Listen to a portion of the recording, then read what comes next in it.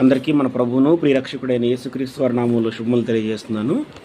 ఈరోజు మరొక ఆలోచనాత్మకమైన విషయాన్ని మనం ధ్యానం చేద్దాము. అదేంటంటే, యేసు ప్రభు వారిని కనుగొనడానికి బైబిల్ మనకు ఏమని సెలవిస్తుంది.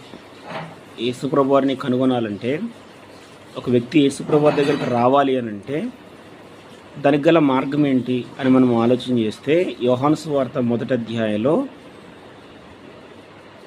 శిష్యులు, ముఖ్యంగా అంద్రేయ గారు కావచ్చు, ఫిలిప్ గారు కావచ్చు, పేతురు గారు కావచ్చు, వీరంతా యేసు ప్రభు వారిని కనుగొనుటకు ధర్మశాస్త్రంలోనూ ప్రవక్తల గ్రంథంలోనూ ఎవరిని గురించి వ్రాయబడి ఉన్నవో మేము ఆయనను కనుగొంటిమి అని రాయబడి ఉంటుంది యోహాను సువార్త 1వ అధ్యాయంలో.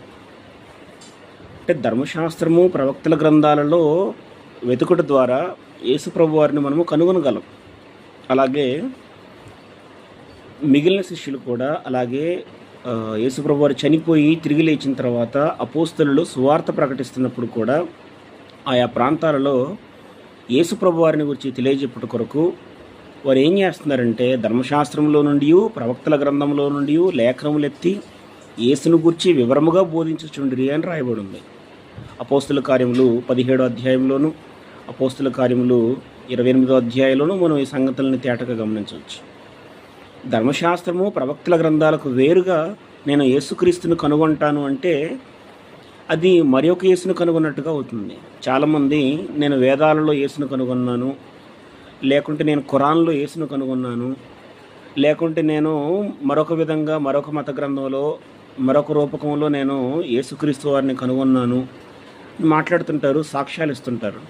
నిజానికి ఇతర గ్రంథాల్లో కనబడుతున్న యేసు ప్రభు వారికి బైబిల్ గ్రంథంలో కనపడుతున్న, ముఖ్యంగా ధర్మశాస్త్రము ప్రవక్తల గ్రంథాల ద్వారా తెలుసుకున్న యేసు ప్రభు వారికి చాలా వ్యత్యాసాలు కనబడుతుంటాయి.